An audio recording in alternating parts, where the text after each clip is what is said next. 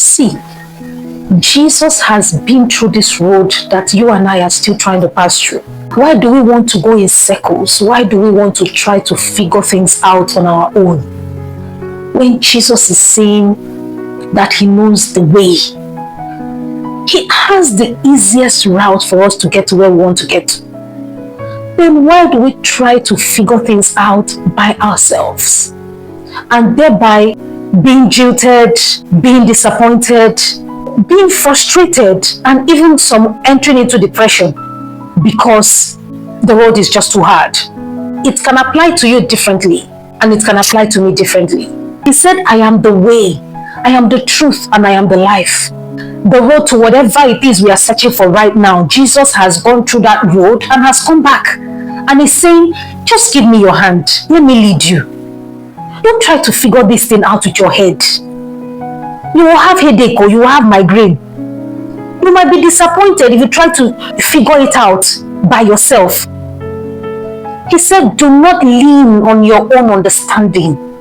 He said, in all, A-L-L, in all your ways acknowledge me, and I will direct your paths. Why do we try to figure things out on our own? Jesus has gone through this road and he has come back. He knows where you want to go now. He knows the plans that you are writing down for yourself that you want to achieve.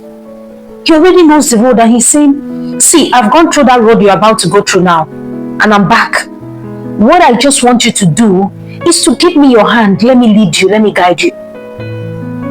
Oh, but we are too matured and we understand this thing. We know how to do it. And at the end, we go and we are hot. See, sometimes we might pray, but do you know there's a difference between praying for something and surrendering something to God's hands? They are two different things. You can pray about something and you just do what feels right. But when you surrender, it's a different thing entirely.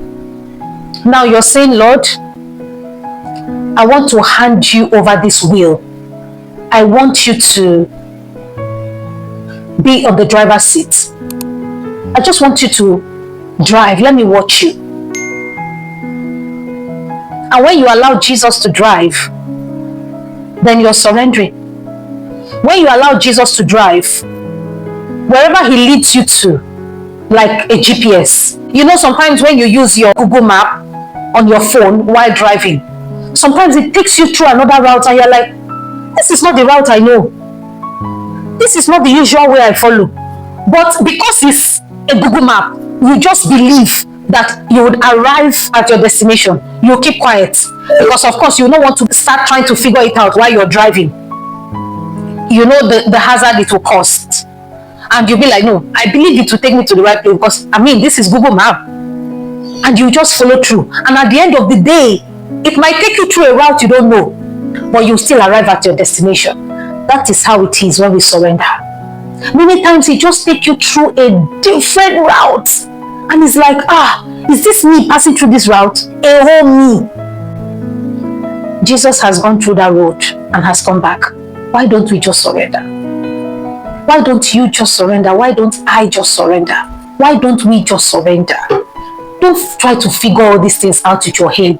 Our head is too small. We are too limited. Our understanding is so limited that many times, even when we are seeing that this should be it, it's not even it.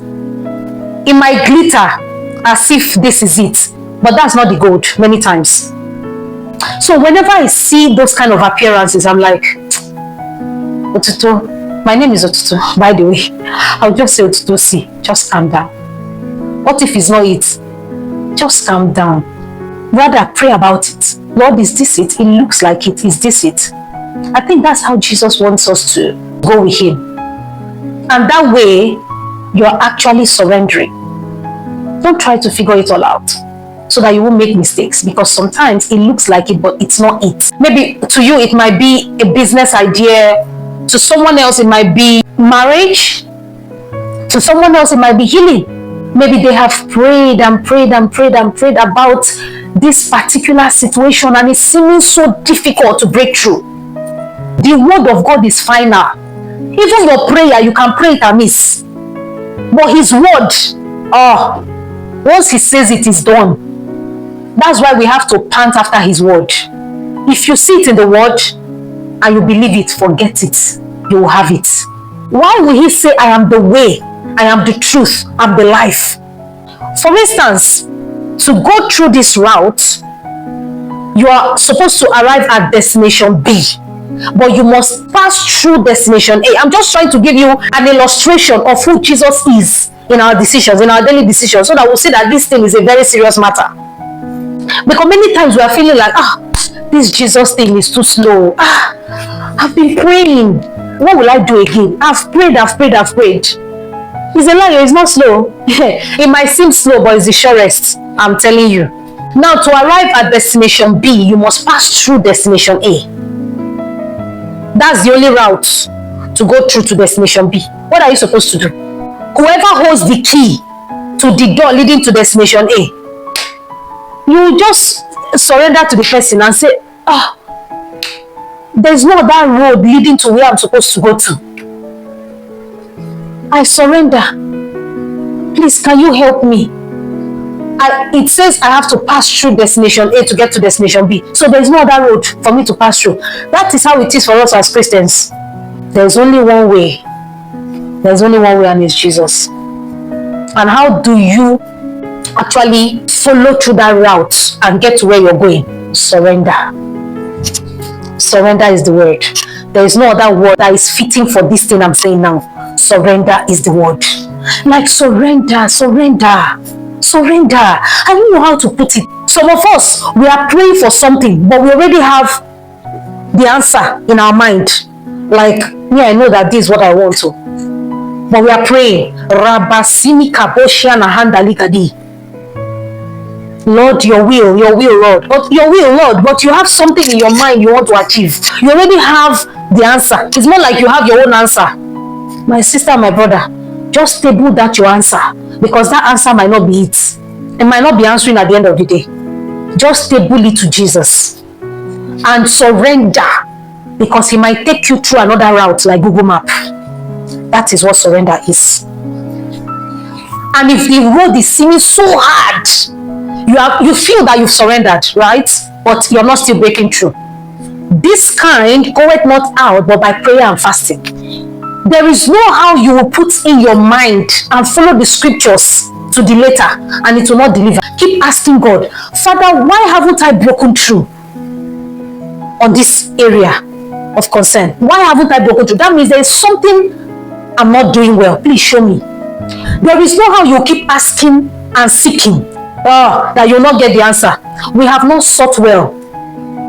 It's either we are being relaxed concerning that issue and we are like, Jesus, take the wheel, take it from my hands.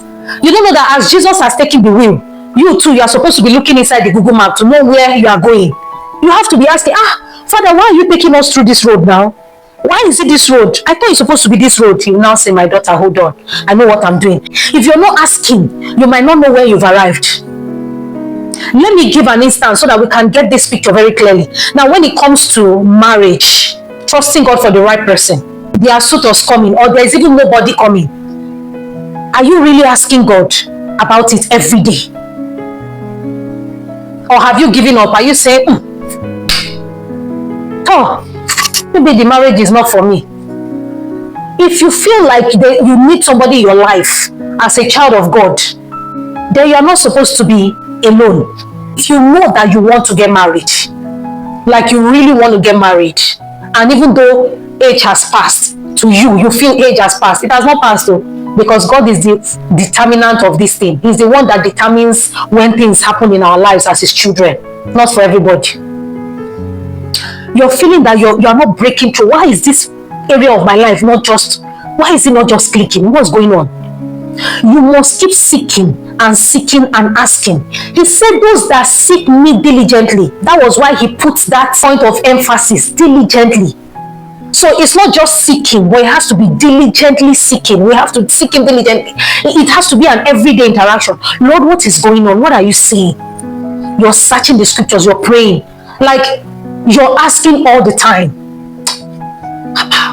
Haba. He said, even we that are wicked know how to give our children good gifts. How much more him? God loves us so much, and he's not ready to share his glory with any man. That's why he's at the center stage. But until you diligently, when one is gasping for breath, until you get to that point in what you're looking for, you might keep going in circles. I just feel this message might have hit somewhere in your heart. I really hope you understand what I'm trying to say. This thing I'm saying, I'm not saying it like I'm coming to preach. No.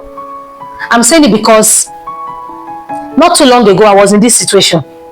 I was like, God, what is going on? What are you saying? And I've come to see that whenever I feel I understand something, this is what I want.